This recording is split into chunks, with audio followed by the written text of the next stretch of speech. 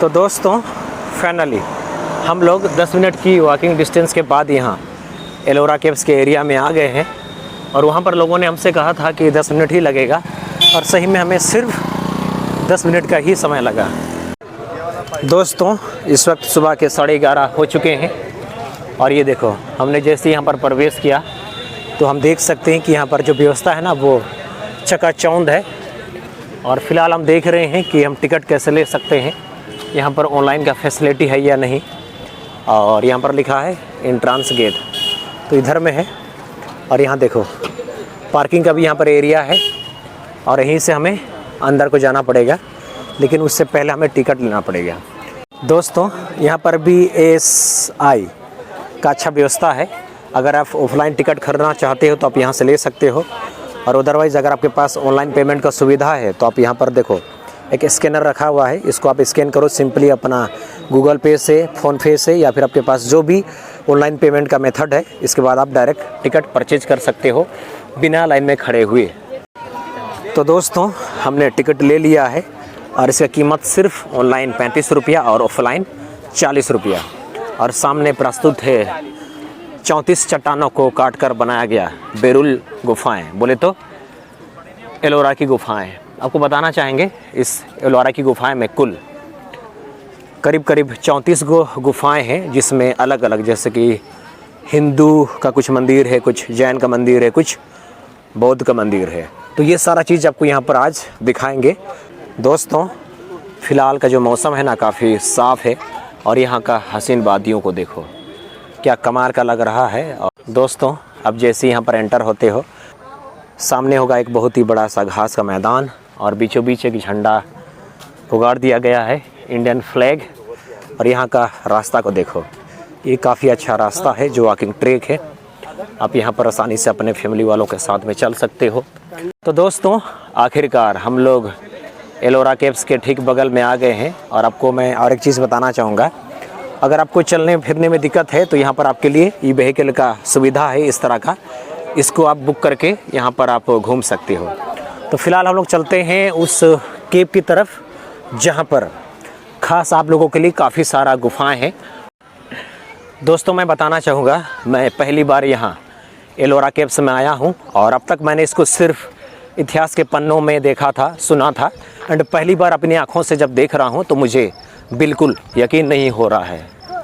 दोस्तों आप लोग यहाँ पर इसके चारों तरफ का हसीन वादियों को देखो, क्या कमाल का मेंटेनेंस है दोस्तों। तो हमें इसके लिए जो महाराष्ट्र का जो सरकार है ना उसको दाद देना पड़ेगा। और यहाँ पर देखो हम फाइनली एलोरा केव्स के बिल्कुल नज़दीक में आ गए हैं, और आप जब इसको अपनी आँखों से देखते हो करीब से तो आपको साफ साफ पता चलता है कि बिल्कुल हूबहू वैसा ही है जैसे कि ये इतिहास के पन्नों में है। दोस्तों तो आप लोग और भी करीब से देख लो इस प्रसिद्ध एलोरा केव्स को।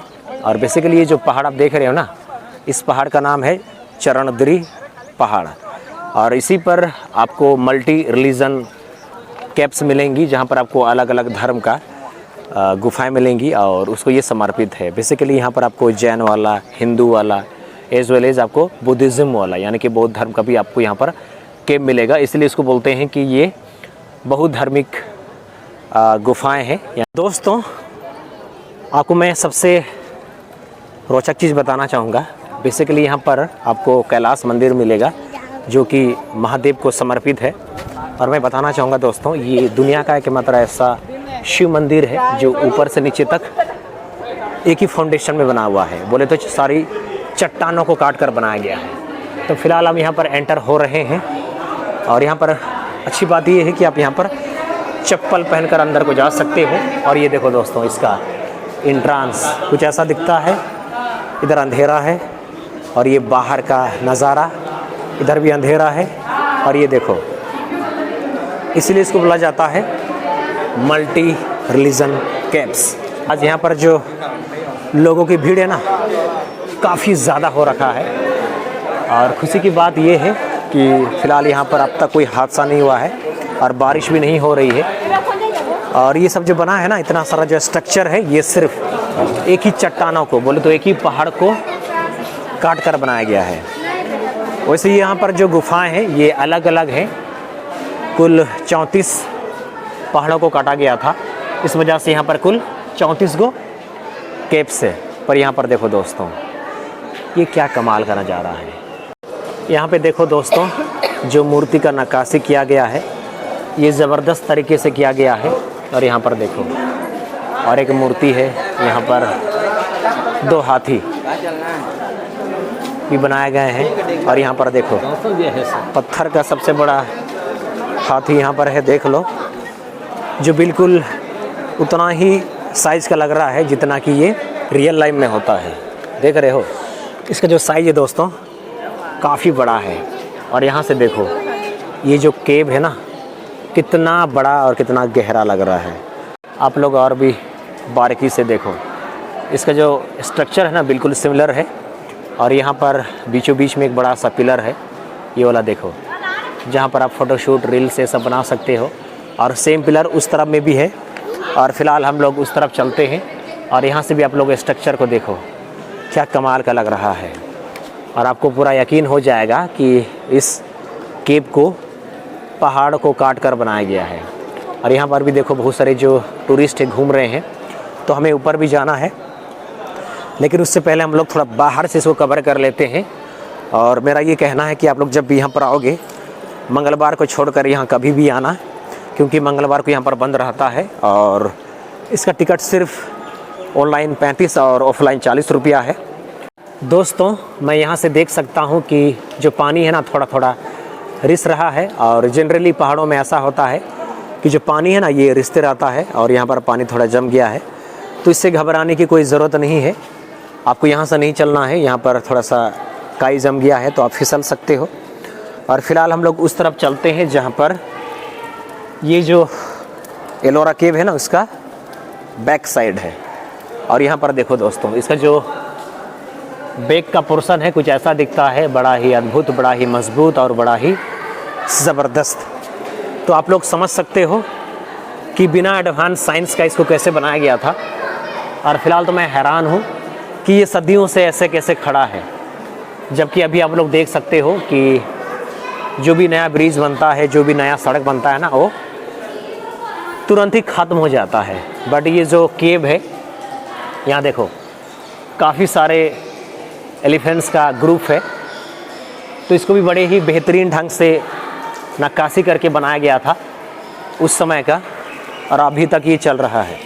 दोस्तों, आप लोग ये वाला स्ट्रक्चर को देखो, ये जो है ना, ये काफ़ी सदियों से खड़ा है। और आपको साफ पता लगेगा कि इसको पहाड़ों को काट कर बनाया गया था। उसका जीता जागता मिसाल यहाँ पर है, देखो, पहाड़ का एक हिस्सा है। और फिलहाल यहाँ पर दूर दूर तक कोई लाइटिंग का फैसिलिटी नहीं है।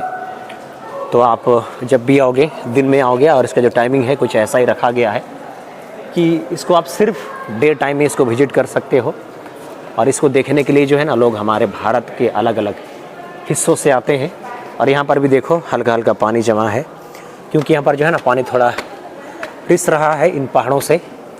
और यहाँ से मैं आपको दिखाता हूँ, एक सेकंड।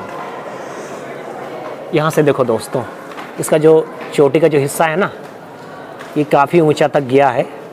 और वहाँ तक भी आप जा सकते हो, उसके लिए आपको इधर से जाना पड़ेगा। यहाँ पर देखो दोस्तों, आपको हर तरफ इन दीवारों पर आपको मूर्ति नक्काशी किया हुआ मिलेगा।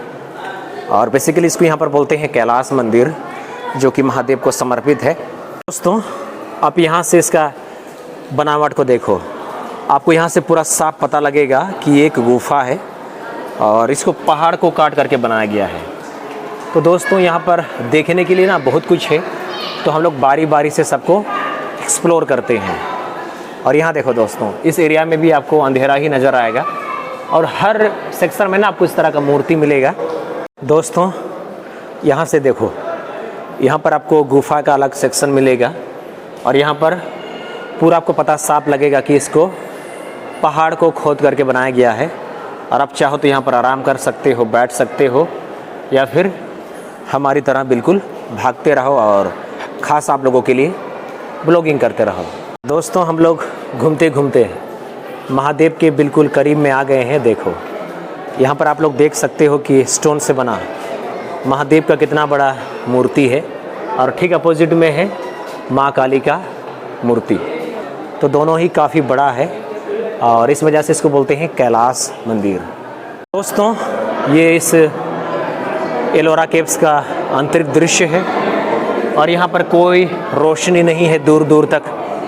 फिर भी यहाँ पर देखो जो लोगों का जो भीड़ है ना काफ़ी ज़्यादा हो रखा है और यहाँ पर आने के लिए आपको चप्पल खोलना पड़ता है।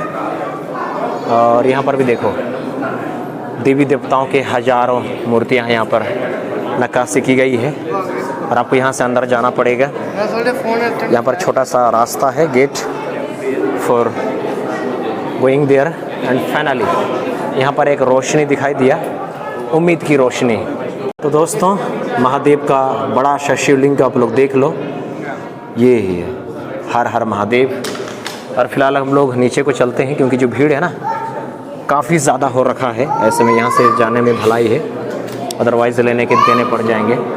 दोस्तों आप लोग यहाँ से देखो इस एलोरा केव्स को, आपको पूरा साफ पता चलता है कि इस केव को कुल 34 चट्टानों को काट कर बनाया गया है और ये आसान नहीं था। और यहीं पर हमारे सभी हिंदू देवी देवताओं को यहाँ पर नक्काशी करके बनाया गया है।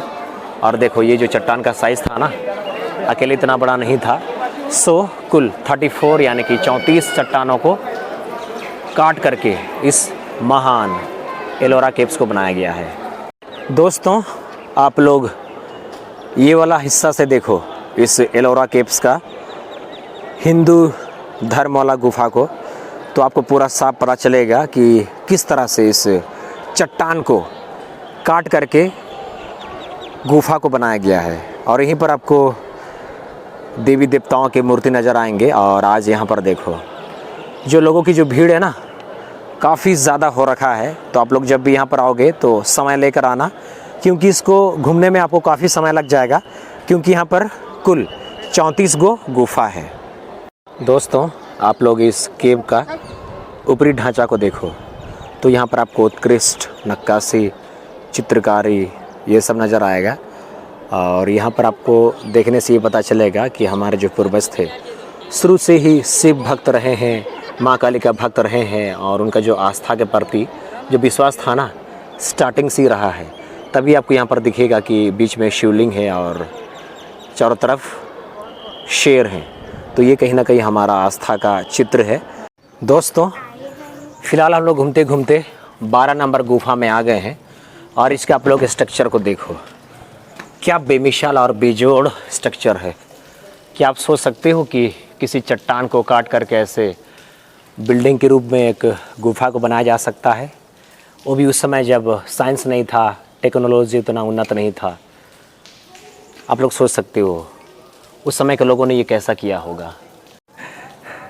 दोस्तों मैं हैरान हूँ और ज़बरदस्त फील कर रहा हूँ यहाँ पहली बार एलोरा में आकर के, क्योंकि यहाँ पर जो चीज़ें हैं ना वो ज़बरदस्त चीज़ें हैं। एंड दोस्तों आज का ब्लॉग का पार्ट को यहीं पर ख़त्म करते हैं। एंड मेरा आप सबसे गुजारिश है, यदि मेरे चैनल पर नहीं हो तो कृपया मेरे चैनल को सब्सक्राइब कीजिए, वीडियो को लाइक कीजिए, शेयर कीजिए और ऐसे ही प्यार देते रहिए। और हम लोग मिलते हैं नेक्स्ट से बढ़िया सा प्यारा सा ब्लॉग में। तब तक के लिए टेक केयर, बाय बाय।